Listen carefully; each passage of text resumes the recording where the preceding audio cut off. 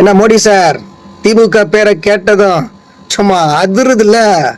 திமுக எந்த சலசலப்புக்கும் இது அஞ்சாது.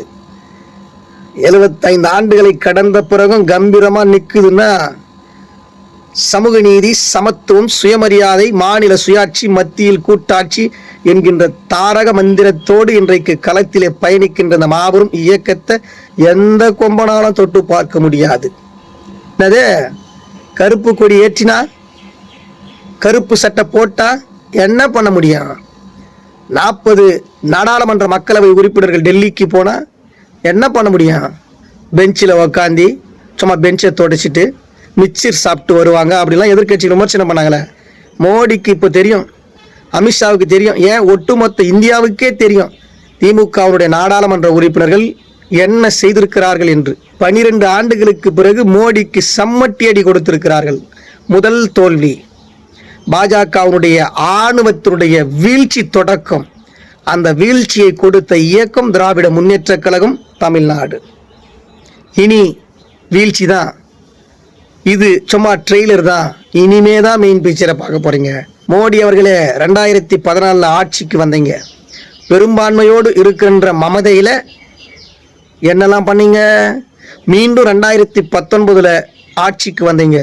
பெரும்பான்மையோடு ஆட்சி அமைத்திருக்கிறோன்னு என்னென்னலாம் அந்த மமதையில பண்ணீங்க? 2024 தமிழ்நாட்டினுடைய முத்துவேல் கருணாநிதி ஸ்டாலின் அவர்கள் இந்திய கூட்டணியை உருவாக்கி அந்த பெரும்பான்மையுடைய பிம்பத்தை உடைச்செறிஞ்சார். இந்தியா முழுவதும் மோடி அலை வீசலாம், தமிழ்நாட்டில் தளபதி முத்துவேல் கருணாநிதி ஸ்டாலின் அவர்கள் அலை மட்டும்தான் என்பதை மீண்டும் மீண்டும் நிரூபித்திருக்கிறார். உங்களுக்கு ஒரு நினைவு இருக்குதா? 2014 ஆட்சிக்கு வந்த பிறகு நில ஆர்ஜிதா மசோதா, வேளாண்மை சட்டங்கள், முத்தலாக்கு தடை சட்டங்கள், குடியுரிமை திருத்த சட்டம், காஷ்மீருக்கு வழங்க வேண்டிய சிறப்பு அந்தஸ்து 370 பிரிவு நீக்கம், வக்பு வாரிய சட்டம், நீட் தேர்வு, இப்படி பல மசோதாக்களை எதிர்க்கட்சிகள் எதிர்த்த போதும் எதிர்க்கட்சிகளை துளியும் மதிக்காம, அவர்களுடைய உணர்வுகளை புரிந்து கொள்ளாம, ஆணவத்தினுடைய உச்சத்துக்கே சென்று இந்திய ஜனநாயகத்தை படுகொலை செய்து நீங்க ஒவ்வொரு சட்டங்களையும் கொண்டு வந்தீங்க. ஆனா இன்னைக்கு என்னாச்சு? உங்களுடைய பெரும்பான்மையை உடைச்சதுனால முதல் முறையாக வெற்றியே கண்டுட்டு வந்த மமதையில இன்றைக்கு மீண்டும் ஒரு தவற, ஜனநாயக தவற செய்ய முயற்சித்த மோடி அவர்களுக்கான சம்மட்டி அடிதான் 131வது அரசியல் சட்ட திருத்த மசோதா. தொகுதி மறுவரை மூலம் கொண்டு வந்த மகளிர் இடஒதுக்கீட்டு மசோதாவை இன்றைக்கு தோற்கடித்திருக்கின்றோம். டெல்லி வீழ்ந்தது, தமிழ்நாடு வென்றது. 2026 இப்போது நடைபெறக்கூடிய சட்டமன்ற பொதுத் தேர்தலில் ஏப்ரல் 23 ஒட்டுமொத்த தமிழ்நாட்டு மக்களும், உணர்வுள்ள தமிழ்நாட்டு மக்களும் திராவிட முன்னேற்ற கழகத்தினுடைய கூட்டணிக்கு வாக்களித்து ஒரு மாபெரும் வெற்றியை பெற்று காவி கரையை தமிழ்நாட்டிலிருந்து தூக்கி எறியப்பட போகிறது.